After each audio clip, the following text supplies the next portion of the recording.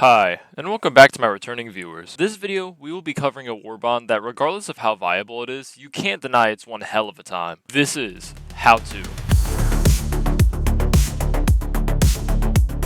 To kick things off, like always, let's start with page 1. And unlike last video, we are getting right to the good stuff. This page gets you the full Heat Seeker set, a victory pose, safety orange for your helipod, and most importantly, the cookout. Now just get out of the way early, the passive for these armors is all the same, with it giving you a 75% damage reduction to any fire damage. However, this is a reduction only to the fire itself and not the impact damage from what is causing the fire. So no, you can't throw a napalm strike at your feet. You will not survive. To get back on track, let's talk about the cookout. The cookout is, in my honest opinion, one of the strongest shotguns in the game. It has stagger, making it great at handling medium tier enemies, and can handle hordes of enemies thanks to it firing Dragon's Breath. Stat-wise, it's pretty solid as well, with good damage and stats similar to the Punisher, although do keep in mind it does less damage per shot than the Punisher. As well as it only is light pin, so yes, you will need to aim for weak spots on some enemies in order to kill them, and as well ignite them. Another plus side is, thanks to it having similar stats to the Punisher, it has great ammo economy, meaning you will very rarely run out of ammo, and can pretty much constantly apply damage over time, which can lead to you ranking up a ton of kills. Moving on to page 2, once again, you're getting some pretty good stuff here, giving you the Draconaut set,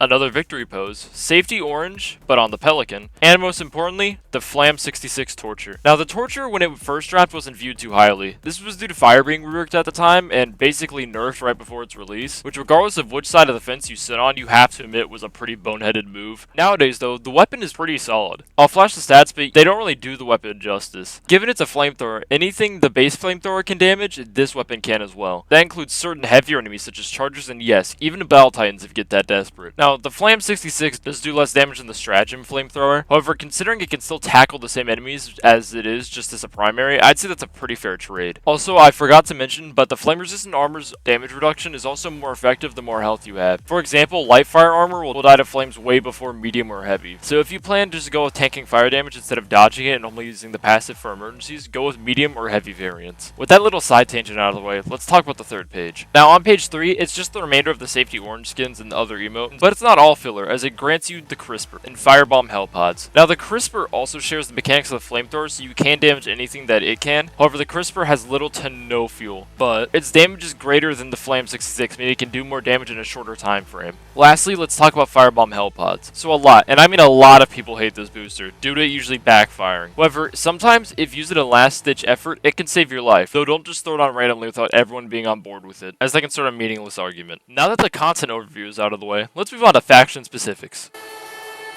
Of course, like always, starting with the bugs, this Warbond as expected is amazing on this faction, with very little drawbacks. Every enemy, armored or not, can be damaged by any weapon in this Warbond. Starting with the cookout pretty much plays like any other pump action shotgun, though with far better horde handling capabilities thanks to the stagger effect and the fire. Combine these advantages with a great ammo economy, and the cookout can basically fit into any bug loadout, making it a great core bug diving weapon. Now the flamethrowers, while not bad, will be slightly less optimal. The issue with them is that bugs and Helldivers 2 aren't scared of fire, so lunging enemies like hunters or stalkers will just run right through the flames, and while usually dying in the process, will hit and slow you, or in the stalker's case, send you flying to the nearest hard surface. Minus that issue, they can do amazingly. It could basically kill anything a Stratagem Flamer can. Use them a little bit more cautiously, and you will get a lot of success out of either flamethrower.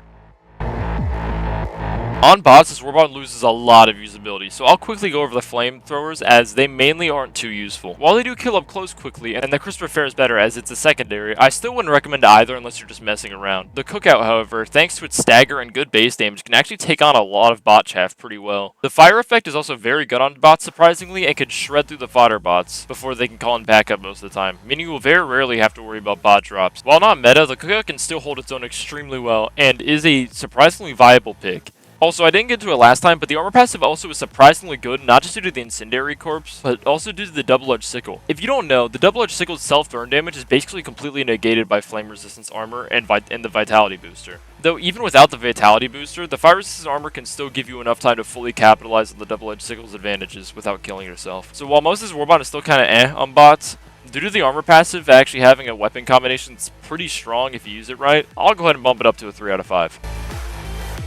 To get back on track, let's move on to the squids. This Warbond also does really great on squids. All squid enemies take tons of damage from fire, and given that hordes of Odlis aren't too quick or can lunge at you, Both flamethrowers in this Warbond do extremely well, not only for clearing vote lists, but also overseers. The cookout as well can shred through overseers and vote lists as well, but the added range also makes it good at picking off watchers. Flesh mobs also die relatively quickly, and a teammate with a flamethrower can make dealing with them a whole lot easier. Aside from tripods, all squid enemies can die fairly quickly, making this Warbond amazing on this faction. However, you have to work a little bit harder to make the weapons on this Warbond work, so I'm gonna have to give it a 4 out of 5 on squids.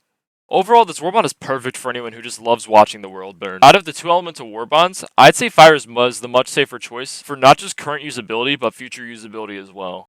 Well, that's it for today's video. Good on you for making it to the end. I'm taking requests, so whatever Warbond you want to see next, comment and I will likely do it next. So do keep in mind, next upload won't be another Warbond video, as I want to try to experiment with another discussion video, because last time that went really well view-wise. Anyways, I'll see y'all next time. Bye-bye.